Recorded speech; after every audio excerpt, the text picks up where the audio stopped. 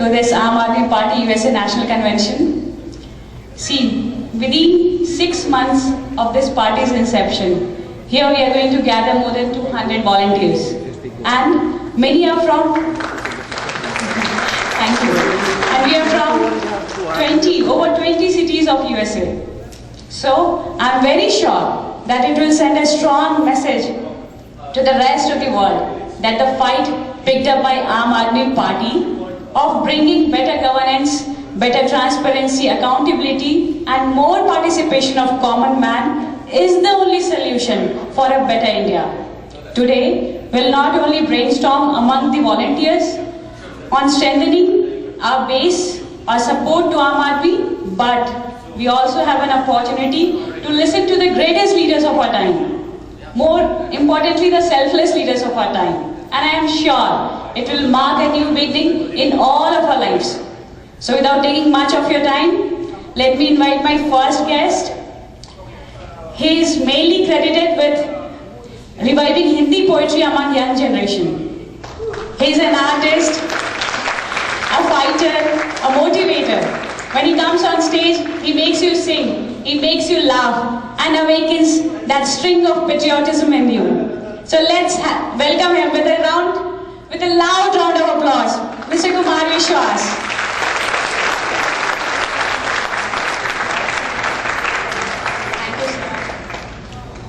भारत माता की बहुत बहुत शुक्रिया, बहुत बहुत धन्यवाद आपका योगेंद्र भाई, और बहुत सारे चेहरे जिन्हें मैं पहचानता हूँ। कुछ हमारे फेसबुक के महारथी हैं, कुछ ट्विटर के महारथी हैं। अहमदाबाद, गांधीनगर और हैदराबाद में जो पेड नेट वीर बैठे हैं, उनसे मुकाबला करते हुए बहुत सारे लोग हैं जो लगातार ट्वीट करते हैं। मेरे पास समय बहुत थोड़ा है क्योंकि मैं भाग दौड़ में आया हूँ। आप लोगों का सौभाग्य है और मेरा व्यक्तिगत सौभाग्य भी है कि योगेंद्र भाई यहाँ हैं, वो देर तक आपके साथ रहेंगे, आपसे बात करेंगे। शुरुआती दौर में जब हिंदुस्तान में चुनावों के बारे में चर्चा होती थी, तब उस दूरदर्शन के डिब्बे में जो 2-4 लोग बहुत बेबाक बोलते थे, उनमें एक योगेंद्र भाई रहे हैं और मैं उनका व्यक्तिगत रूप से बहुत बड़ा फैन रहा हूँ अपने बचपन का, अपने राजनीतिक कैरियर के। मेरा सौभाग्य है कि मैं उनके साथ काम करता हूँ। पिछले 15 दिन से मैं अमेरिका में हूँ। हर साल अमेरिका आता हूँ।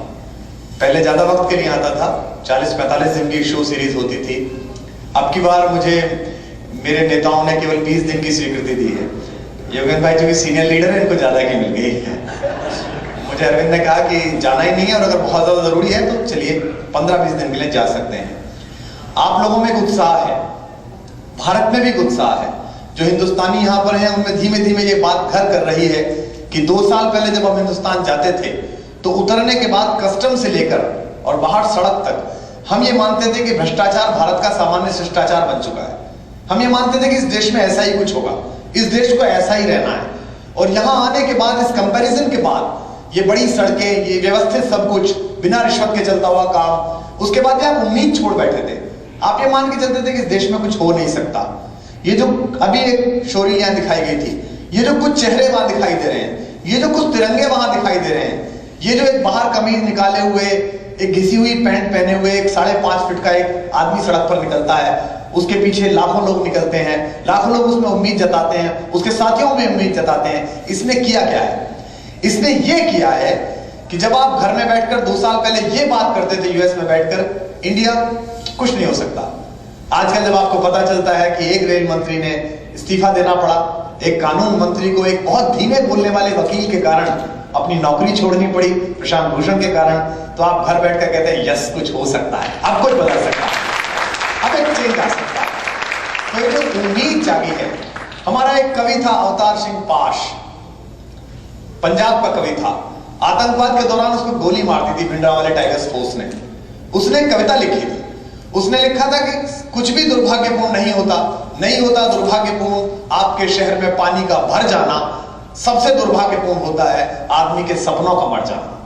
इस आंदोलन ने हिंदुस्तानी का सपने को जिंदा किया है। इस आंदोलन ने हर हिंदुस्तानी के मन में इस बात को जिंदा किया है कि हम होंगे कामयाब। एक दिन आएगा कि हमारा देश भी दुनिया के हर बड़े मुल्क की तरह उतनी ही बड़ी सड़कें, उतनी ही आजादी के साथ जीते हुए लोग, एक दूसरे को सम्मान देते हुए लोग, ऐसा देश बन सकेगा। क्या नहीं है हमारे पास? कौन सी चीज हमारे पास नहीं है? आप मुझसे बेहतर जानते हैं। लेकिन जो लोग ये सोचते हो, मैं अक्सर यहाँ के लोगों से बात करता हूँ जो यहाँ रहते हैं, मैं इस महफिल में भी बहुत सारे दोस्तों को देख रहा हूँ, वो अक्सर कहते हैं कि अमेरिका एक 200 साल पुरानी डेमोक्रेसी है, हिंदुस्तान एक 60 साल पुरानी डेमोक्रेसी है, इसको मैच्योर होने में वक्त लगेगा। लेकिन जो दूसरे जिन्होंने चीजें पढ़ी हैं वो लोग जानते होंगे। हमारे यहाँ राजा था दुष्यंत, आप सबने पढ़ी होगी उसकी कहानी। वो जंगल में गया था, राजा था, एक ऋषि की बेटी के साथ उसने विवाह किया, शादी की, उसके बाद लौट आया अपने महल में, वो लड़की प्रेग्नेंट हो गई। उसको लेकर कुछ महिलाएं आधी रात दुष्यंत के घर गई, महल पर गई। मैं विज्ञान शाकुंतलम पढ़ रहा था, उसमें रात को 3 बजे शकुंतला को लेकर जो 4 महीने की प्रेग्नेंट है, उसको लेकर राजा के महल में कुछ औरतें पहुंचती हैं और वो राजा के महल के दरवाजे पर खड़े हुए आदमी से पूछती हैं, प्रतिहारी से, कि ये राजा दुष्यंत का महल है? ये कहानी है, ये किस्सा है। हमारी फिल्में, हमारी कहानियां किस्सा क्या है? समाज का प्रतिबिंब है। जो समाज में हो रहा होता है वही हो रहा होता है। इसका मतलब कहानी लिखी गई थी तो ऐसा हो रहा होगा। प्रतिहारी कहता है, बाहर खड़ा हुआ द्वारपाल कहता है, वॉचमैन कहता है, जी हाँ, ये राजा का महल है। तो रात को 3 बजे वो महिला पूछती है, मैं राजा से मिल सकती हूं? मैंने एक संस्कृत का शब्द पढ़ा, मैं अंदर से थ्रिल हो गया।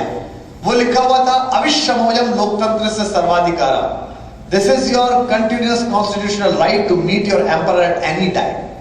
आप अपने राजा से कभी भी मिल सकते हैं। ये गणतंत्र की परिभाषा हिंदुस्तान में थी, ये गणतंत्र हमने सिखाया था। क्या आज आप हिंदुस्तान के किसी विधायक से, किसी नेता से उसके गुंडों के बिना मिल सकते हैं? ये हमने बदल दिया। पार्लियामेंट एक ऐसा शब्द हो गया जो खराब लोगों की जमात है, लेकिन पार्लियामेंटेरियन पार्लियामेंट नहीं है। हमारी पॉलिटिक्स ने पूरी कोशिश की 2 साल में कि हर पढ़े लिखे आदमी को यह सूचना दे कि पार्लियामेंटेरियंस ही पार्लियामेंट है। पार्लियामेंट वो था जिसमें 5.5 फीट का वो रेल मंत्री बैठता था, जिसने एक रेल दुर्घटना पर इस्तीफा दे दिया था, जिसका नाम लाल बहादुर शास्त्री था। पार्लियामेंट वो था जहां श्रीमती इंदिरा गांधी बैठती थी, जिन्होंने देश की इज्जत का सवाल आया तो एक देश का भूगोल और इतिहास दोनों बदल दिया एक निर्णय में। पार्लियामेंट वो होता है जहां सरकार बचाने के लिए अटल बिहारी वाजपेयी स्पीच देते हैं और कहते हैं कि अगर वोट खरीद के सरकार बचनी हो तो ऐसी सरकार में चीमटे से छूने से मना करता हूं। लेकिन पार्लियामेंट वो नहीं होता जो कलमाडी, राजा और कनीमोजी जैसे लोगों को शेल्टर देता है। ये धारणा पार्लियामेंट की बदलनी पड़ेगी। यह आंदोलन 2 साल से चल रहा है, 2.5 साल से चल रहा है। इससे पहले मैं आपकी तरह था, मैं सिर्फ टीवी देखता था, अखबार पढ़ता था, संपादकीय पढ़ता था और उसके बाद तबसरा करता था, डिस्कशन करता था। जो डिनर से पहले सलाद उतरते हुए डिस्कशन होते हैं, दिस अंदाजा है, oh great man, he will do something one fine day, Arvind Kejriwal looks good, कुछ करेगा, ऐसे डिस्कशन करता था। लेकिन मेरे पुराने दोस्त थे दोनों ये लोग, मनीष बचपन से साथ पढ़ा था, अरविंद भी पुराना दोस्त था। मैं इस लड़ाई में धीमे से गया और मुझे अपना स्वार्थ समझ में आने लगा, मुझे अपना मोटिव समझ में आने लगा। और मेरा छोटा सा स्वार्थ है, बस मेरा एक छोटा सा स्वार्थ ये है कि आज से 25 साल बाद मेरी लड़की का लड़का मुझसे कहे, मेरा पोता मुझसे कहे कि नाना जिस समय हिंदुस्तान सचमुच आजाद होने की प्रक्रिया में था, दूसरी बार 47 के बाद, आप कहां थे? तो मैं उससे कह सकूं कि मैं उन्हीं लोगों के साथ खड़ा हुआ था जो इस कोशिश को आगे ले जा रहे थे। मैं अपना घर, अपना काम छोड़कर उनके साथ खड़ा हुआ। और ये सबके साथ होता है। चाणक्य हमारे एक बहुत बड़े टीचर थे, उन्होंने तक्षशिला से ग्रेजुएशन किया था। वो मतलब तक्षशिला से ग्रेजुएशन करना उस समय स्टैनफोर्ड फेलो की तरह माना जाता था, बड़ी जगह से पढ़ के आए। लेकिन जब वो आए तो देखा कि सिकंदर का आक्रमण हो रहा है। उन्होंने सभी राजाओं से बात की और कहा कि भैया आप इस आक्रमण को रोको, जैसे हमने सब राजाओं से बात की। अन्ना, अरविंद, हम लोग सबके पास गए, लालू जी के पास भी गए, मुलायम सिंह के पास भी गए, मायावती के पास भी गए, सबके पास गए, सबसे कहा कि लोकपाल पास कराओ। ऐसे ही चाणक्य भी सबके पास गए, लेकिन किसी ने उनकी बात नहीं सुनी और लोग अपने आमोद प्रमोद में, अपने रास रंग में व्यस्त रहे। उसके बाद चाणक्य ने कहा कि अब किसी से बात नहीं करूंगा, अब मैं सड़क के किनारे खड़े हुए किसी भी नौजवान को चंद्रगुप्त बनाऊंगा और उसे हिंदुस्तान का बागडोर सौंपूंगा और नया भारत बनाऊंगा। यह आंदोलन भी ऐसा ही है। सामाजिक कार्यकर्ता सबसे पहले बदलाव की लहर लेकर गए, पूरा देश जगा। आप सबने भी यहाँ जागृति फैलाई। अन्ना जब 12 दिन के लिए बैठे हुए थे, मुझे ऐसा नहीं लगता कोई भी हिंदुस्तानी ऐसा नहीं था जो पूरी दुनिया में हो जो अंदर से जिसे महसूस ना हुआ हो कि हमारे लिए एक लड़ाई लड़ी जा रही है। लेकिन उसका परिणाम क्या निकला, उसके हासिल क्या हुआ? हमसे अक्सर लोग ये पूछते हैं इससे हासिल क्या हुआ। हासिल ये हुआ कि हमारे पॉलिटिशियंस ने सोचा, हमारी पॉलिटिकल क्लास ने सोचा कि ये जनता भूल जाएगी। सबसे पहले तो उन्होंने मैसेज को शूट करने की कोशिश की। उन्होंने कहा लोकपाल से कौन काम खत्म हो जाएगा, लोकपाल से क्या भ्रष्टाचार मिट जाएगा, लेकिन मैसेज खत्म नहीं हुआ, लोग इकट्ठे हुए। फिर उन्होंने मैसेंजर को शूट करने की कोशिश की। आप सबको याद है जो हिंदुस्तान के समय इंफॉर्मेशन ब्रॉडकास्टिंग मिनिस्टर हैं मनीष तिवारी जी, उनका वो बयान आप सबको याद है जिसमें उन्होंने कहा कि किशन बाबूराव हजारे तुम तो ऊपर से नीचे तक कीचड़ में सने हुए हो। लोगों को बहुत गुस्सा आया, उनको लगा अन्ना पर नहीं बोलना है। सोनिया गांधी ने इंस्ट्रक्शंस दिए अन्ना के खिलाफ कुछ नहीं बोलना है, थोड़ा समय बिताने दो, टाइम बीत जाए। उसके बाद उन्होंने बाकी मैसेंजर्स को शूट करने की कोशिश की। अरविंद केजरीवाल ने 9 लाख रुपए नहीं दिए, कुमार विश्वास कॉलेज नहीं जाता, किरण बेदी ने पैसे बचा लिए बिजनेस क्लास और इकोनॉमी क्लास जो कुछ भी था। मैं तो ये मानता हूं कि ऐसा कर लिया होगा, मैं भी कॉलेज नहीं गया हूं, अरविंद ने 9 लाख रुपए भी ले लिए होंगे, लेकिन इससे क्या लोकपाल आ गया, इससे क्या कानून बन गया, इससे क्या भ्रष्टाचार रुक गया? सवाल कुछ और है। हिंदुस्तान के कॉन्स्टिट्यूशन की प्रेम्बल पढ़ने के बाद जब हम अपने लीडर्स के पास जाते हैं तो हम कहते हैं कि we the people of India, हम लोग आए आपसे बात करने के लिए। उनका एरोगेंस कहता है who the people of India, तुम लोग कौन हो, तुमसे क्यों बात की जाए? तो ये 2 साल बहस चली चैनल। आप सबने भी यहाँ चैनल देखे। जब भी हम कभी जाते थे सदा वो हमसे कहते थे देखो भाई कानून तो संसद में बनेगा, आपके कहने से तो बनेगा नहीं, सड़क पे भूखे रहने से तो बनेगा नहीं, और ज्यादा तकलीफ है तो आओ कानून बना लो। अब तकलीफ में उबे हुए हिंदुस्तानियों ने कहा कि चलो अब हम संसद में आते हैं तो कानून बनाते हैं। तो आप कहते हैं कि आप तो पॉलिटिक्स करते हो, आप तो राजनीति करते हो। लेकिन इस नई राजनीति को मैं सलाम करता हूं। एक 200 रुपए डेली के वेजेस पाने वाले एक मजदूर की बेटी 6 साल की गायब हो गई। दिल्ली की पुलिस ने उसकी रिपोर्ट नहीं लिखी और कहा खुद ढूंढ लो। वो 3 दिन बाद मिली इतनी बुरी हालत में, तो वहां के एसएचओ ने 2000 रुपए देकर कहा कि बात को मिट्टी डालो, लेकिन नहीं, मिट्टी नहीं डाली। 4-6 लड़कियां, कुछ लड़के तिरंगा लेकर मनीष पहुंच गए वहां। 50 से 100 हुए, 100 से 500 हुए, 500 से 5000 हुए। और अगले दिन रात को मैंने देखा टीवी चैनल्स पर न्यूज थी 11:52 पर देश की सबसे शक्तिशाली महिला सोनिया गांधी ने देश के गृह मंत्री को अपने घर बुलाया, मुख्यमंत्री को बुलाया और कहा कि कुछ करो, लोग गुस्से में आ गए। ये जो हिम्मत पैदा की है ये इस आंदोलन ने पैदा की है, ये आप लोगों ने पैदा की। और ऐसे पल मुश्किल में आते हैं।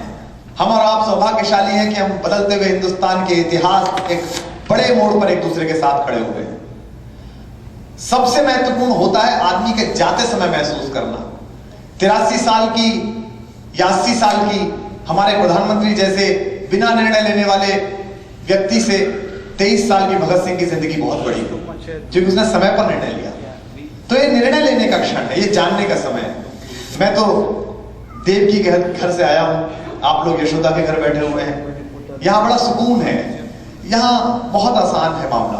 मुझे भी पहले बहुत सुकून आता था। मैं जब भी कभी यूएस शो करने के लिए आता था तो मैं इसे अपना वैकेशन पीरियड मानता था। मैं मानता था बड़ा आराम होगा, बड़ी चीजें होंगी, लेकिन अब एक बेचैनी लगती है। अब अंदर से एक ऊब जागृत होती है और लगता है कि सब कुछ होने के बाद मेरे मुल्क के पास क्यों नहीं, मेरे मुल्क के पास ये चीजें क्यों नहीं है। अमेरिका के राष्ट्रपति के व्यक्तिगत डॉक्टर्स की टीम में 1 दर्जन हिंदुस्तान के बेटे बेटियां हैं। कितने बड़ा सौभाग्य का विषय है कि हमारे लड़के लड़कियों की प्रतिभा पर यहाँ का राष्ट्रपति विश्वास करता है, दुनिया का सबसे शक्तिशाली आदमी विश्वास करता है। और हमारे देश की सबसे बड़ी नेता है, उनको जरा सी बीमारी होती है तो विदेश चली जाती है। आप हमारे बेटे पर भरोसा नहीं करती और मैं आपके बेटे पर भरोसा करके उसे देश सौंप दूं, उसे हिंदुस्तान चलाना है।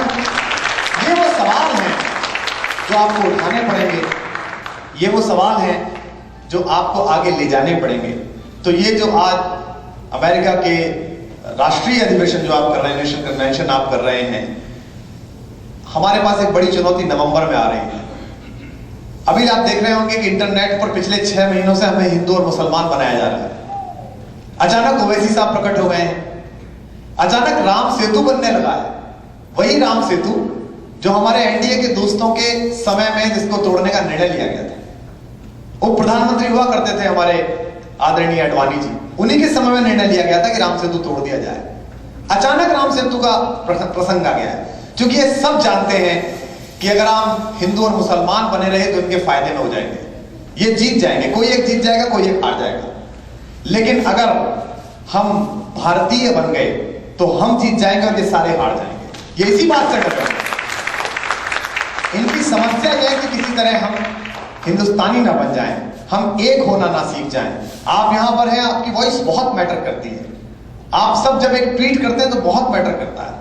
आप एक फेसबुक पोस्ट लिखते हैं तो बहुत मैटर करता है। जब उसमें नीचे पता लिखा हुआ होता है आपका यूनाइटेड स्टेट्स का, तो बहुत मैटर करता है। ये पहली राजनीतिक पार्टी है जो कॉर्पोरेट से पैसा नहीं ले रही, इसलिए हम पैसे के संकट में भी हैं। ये पहली राजनीतिक पार्टी है जो वंशवादी नहीं है, जो कह रही है कि एक घर का एक आदमी रहेगा। लालू यादव जी का संघर्ष शुरू हुआ था श्रीमती इंदिरा गांधी के वंशवाद के खिलाफ। वो इस बात के खिलाफ थे कि संजय गांधी क्यों प्रमोट किए जा रहे हैं। कल परसों उन्होंने अपने दोनों बच्चे लॉन्च किए हैं पॉलिटिक्स में, दोनों को हाथ दिलवाया कि मेरे बच्चे हैं। इसलिए इस बार आपको चेहरे नहीं बदलने। मैं इस बात से बिल्कुल असहमत हूं कि राहुल गांधी बहुत खराब आदमी है, नरेंद्र मोदी बहुत अहंकारी आदमी है और अरविंद केजरीवाल और योगी यादव बहुत संत आदमी है। मुझे बिल्कुल भरोसा नहीं है। ये जीत जाएंगे तो ये भी बिगड़ सकते हैं, मुझे बिल्कुल भरोसा नहीं है। इसलिए इस बार लोगों पर भरोसा नहीं करना, इस बार खुद पर, व्यवस्था पर भरोसा करना है कि व्यवस्था बदलनी है, व्यक्ति नहीं बदलने, ये कानून बदलने हैं, ये ऐसी चीजें बदलनी है। अभी भारत की राजनीति में होता यह है कि आदमी अरविंद केजरीवाल बन के जाता है, लालू यादव बन के निकलता है। हम एक ऐसा स्वराज चाहते हैं कि आदमी लालू यादव बनकर घुसे और वो अरविंद केजरीवाल बनकर। हम एक ऐसा स्वराज चाहते हैं, एक ऐसा सपना चाहते हैं जहां कानून सबके लिए हो। टू सेट ऑफ लॉ जब तक चलेगा तब तक हिंदुस्तान वहां नहीं पहुंच सकता जहां पहुंचना चाहिए।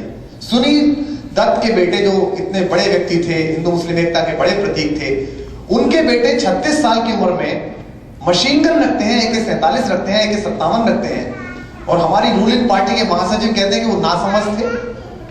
अगर 36 साल के संजय दत्त नासमझ थे तो 42 साल के राहुल गांधी तो अभी 6 साल के ही हुए हैं।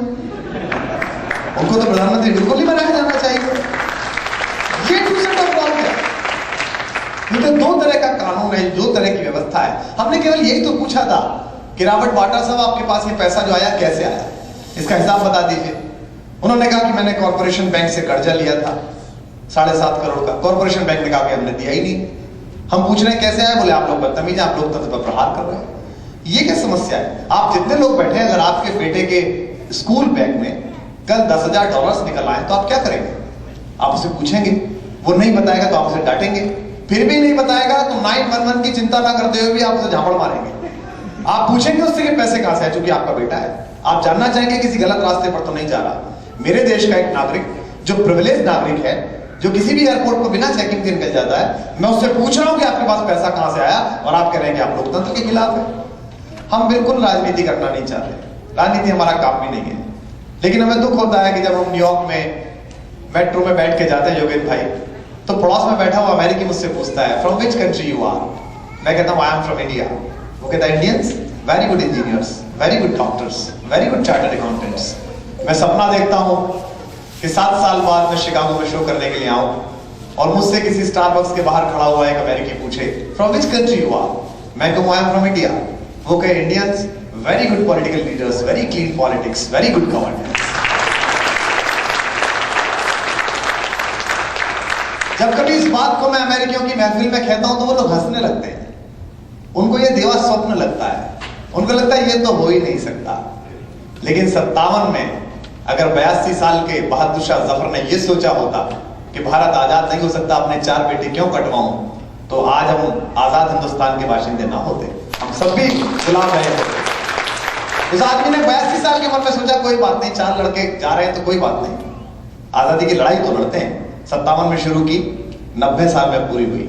मुझे पता नहीं कि आजादी की दूसरी लड़ाई कब पूरी होगी, दिल्ली में सरकार किसकी बनेगी, किसकी नहीं बनेगी, आप सबको आना है, आप सबको पहुंचना है। लेकिन मैं ये जानता हूं कि हम जब इस दुनिया से जाएंगे तब हम सुकून से जाएंगे कि हमने स्वीकार नहीं किया, हम लड़े। क्योंकि युद्ध में उतरते समय इस बात से तय नहीं होती आपका नाम इतिहास में, या आप जीते या हारे। इतिहास में नाम आपका इसलिए लिखा जाता है कि आपने गोली सीने पर खाई कि पीठ पर खाई। तो ये लड़ाई जिस आत्मबल से लड़ी जा रही है, जिस शुचिता से लड़ी जा रही है, जिस पवित्रता से लड़ी जा रही है। बहुत सारे नाम इस सदन में बैठे लोगों के दिमाग में पूछते होंगे, मेरे दिमाग में भी बहुत सारे नाम पूछते थे इससे पहले।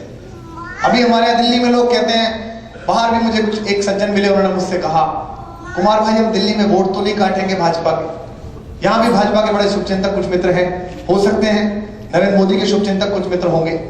मैंने कहा दिल्ली में हम भाजपा के वोट काटेंगे ही नहीं, आम आदमी पार्टी भाजपा के खिलाफ वहां होगी नहीं, क्योंकि पिछले 15 साल से भाजपा वहां आ रही है, हार रही है, कांग्रेस जीत रही है। भारत में तो स्कूलों में नियम है कि अगर आप 3 बार फेल हो जाए तो आपका स्कूल से नाम कट जाता है। दिल्ली के स्कूल से नाम कट गया, हमने दिल्ली के पॉलिटिकल स्कूल से नाम काटा, क्योंकि ये दोनों मिले हुए हैं, ये दोनों आपस में जानकार हैं। मुझे तो कई बार ऐसा लगता है कि 2014 का जो इलेक्शन है, ये दोनों पार्टियां मिलकर लड़ेंगी शायद, और इनका चुनाव चिन्ह होगा हाथ में कमल का फूल। ये हो सकता है, क्योंकि दोनों के आचार विचार में, वेदांता पैसा भेजता है गुजरात इलेक्शन के लिए, तो नरेंद्र भाई को भी उतना ही पैसा देता है जितना कांग्रेस को देता है। ये कैसे चल रहा है? एक ही पार्टी के 2 पॉलिटिकल मोटिव कैसे हैं? एक संस्थान के 2 सिद्धांत कैसे हैं? वो दोनों में से एक को दे सकता है, दोनों में से एक को बात कर सकता है। दोस्तों, हम तो यूं ही रहने हैं अगर हम इन्हीं में बटे रहे। हम पॉलिटिकल बिल्कुल नहीं होना चाहते थे, और मैं आज इस कन्वेंशन के मौके पर एक राष्ट्रीय कार्यकारिणी का सदस्य होने के नाते और अपनी जो पॉलिटिकल एडवाइजरी कमेटी है उसका सदस्य होने के नाते अपने वरिष्ठ नेता योगेंद्र यादव जी के सामने यह घोषणा करता हूं कि अगर लोकसभा के चुनाव से पहले देश की सारी पॉलिटिकल पार्टीज ने संयुक्त सदन बुलाकर राष्ट्रपति महोदय को बिठाकर 4 कानून पास कर दिए, Jan Lokpal, right to recall, right to reject और ग्राम स्वराज, तो हम आजादी के बाद की पहली पॉलिटिकल पार्टी होंगे जो चुनाव आयोग में कहेंगे कि हमारी पार्टी भंग कर दीजिए, नेता बहुत अच्छे हैं, हमें राजनीति नहीं करनी। या तो आप करिए या हम करेंगे। आप कर नहीं रहे हैं, इसलिए हमें करना पड़ रहा है। आप जितने भी लोग यहां पर हैं, आपसे उम्मीद है कि आप थोड़ी सी अगर मेहनत करेंगे, थोड़ा सा अगर जागेंगे, थोड़ा सा वक्त आप देंगे अगर, तो शायद हम कोई बड़ा काम कर पाएंगे। मैं आप सबको आमंत्रित करता हूं कि आप अक्टूबर के लास्ट में, नवंबर के पहले हफ्ते में अपना समय निकालिएगा, अपना वक्त निकालिएगा दिल्ली आने के लिए, क्योंकि जिस समय आप यहां से जाते हैं और द्वारिका के एक फ्लैट में आप कॉल बेल दबाकर कहते हैं कि मैं बोस्टन से आया हूं, मैं डलस से आई हूं, मैं शिकागो से आई हूं, मुझे भारत नहीं लौटना है, मेरे पास नागरिकता है, लेकिन मैं इसलिए आई हूं कि मैं वहां रह के भी एक अच्छा भारत देखना चाहती हूं, तो उस जगह के लोगों को उम्मीद जगती है कि सचमुच ये बात दूर तक गई है, आपकी बात सुनी जाती है। इसलिए आप में से बहुत सारे लोग पूछते हैं पैसा कहां से आएगा? लोग दे देंगे, आप दे देंगे, नहीं होगा पैसा तो भी लड़ लेंगे। साधन पवित्र हो, साध्य पवित्र हो तो ज्यादा जरूरत नहीं पड़ती। मैं तो गांव से आता हूं, हमारे यहाँ कहावत है कि एक बड़े अहंकार में एक पहलवान आ गया था, उसने गांव भर से कहा कि जिसने माँ का दूध पिया वो मुझे हरा के दिखाए। बड़ा पहलवान था, लोग लड़ नहीं पाए, तो गांव के एक सेठ जी थे, पतले दुबले, कोई थे अग्रवाल बंधु, अरविंद जैसे रहे होंगे। उन्होंने कहा होगा गांव की इज्जत का सवाल है तो मैं लड़ लेता हूं, तो उन्होंने कहा मैं लड़ लेता हूं। 1 लाख रुपए का पुरस्कार था, जो हारेगा उसको 1 लाख रुपए देना पड़ेगा, जो जीतेगा उसे 1 लाख मिलेगा। अब कुश्ती प्रारंभ हुई तो सेठ जी ने पहलवान के कान में कहा कि तू मूर्ख आदमी है, 1 लाख रुपए के ऊपर कुश्ती लड़ रहा है, कल मेरी दुकान पे आना, 5 लाख ले जाना पर हार जा। पहलवान को स्कीम समझ में आ गई, वो नीचे लेट गया, सेठ जी ऊपर, भारत माता की जय हो गई। 3 दिन बाद पहलवान पहुंचा, उसने सेठ जी से कहा सेठ जी पैसे? बोले कैसे पैसे? बोले वो जो आपने अखाड़े में कहा था कि 5 लाख दूंगा। बोले वो अखाड़ा था, तूने अपना दांव चला, मैंने अपना दांव चला।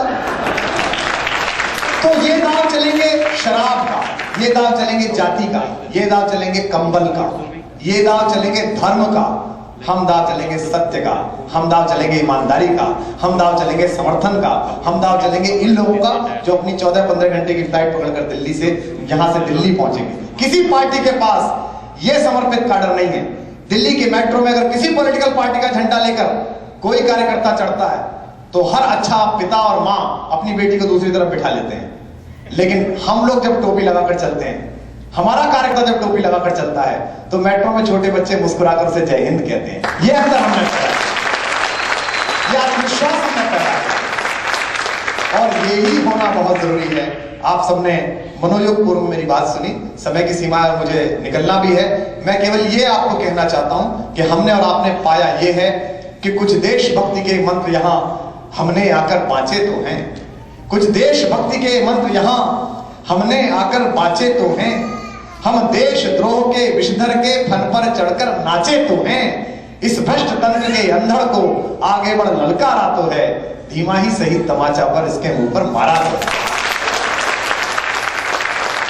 तो पूरी दुनिया में परचम फहराने वाले हमारे प्रवासी भाइयों को, हमारी बहनों को, हमारे साथियों को मैं ये शुभकामना देता हूं और उम्मीद करता हूं, जो उम्मीद कभी अशफाक ने की थी, जो उम्मीद कभी हमारे बाबा भगत सिंह ने की थी कि इलाही वो होगा, कभी वो दिन भी देखेंगे जब अपनी ही जमी होगी और अपना आसमां होगा। तो मैं वो सपना देखता हूं, ना तो मुझे मंत्री बनना है, ना मुझे कोई पद लेना है, मैं सिर्फ ये सपना देखता हूं कि एक दिन राजघाट पर एक आम आदमी तिरंगे के नीचे खड़ा होकर शपथ ले रहा होगा। मैं वो सपना देखता हूं कि हमारा मुख्यमंत्री किस दिन मेट्रो में जा रहा होगा। मैं वो सपना देखता हूं कि हमारे विधायक जी ने अगर गलती से कोई चीज कहीं रख दी होगी तो एक ट्रैफिक पुलिस वाला खड़ा होकर उनका चार्ज काट रहा होगा, उनका टिकट काट रहा होगा। ये डेमोक्रेसी, ये लोकतंत्र हम देखेंगे और इसमें आप सबकी शिरकत बहुत जरूरी है।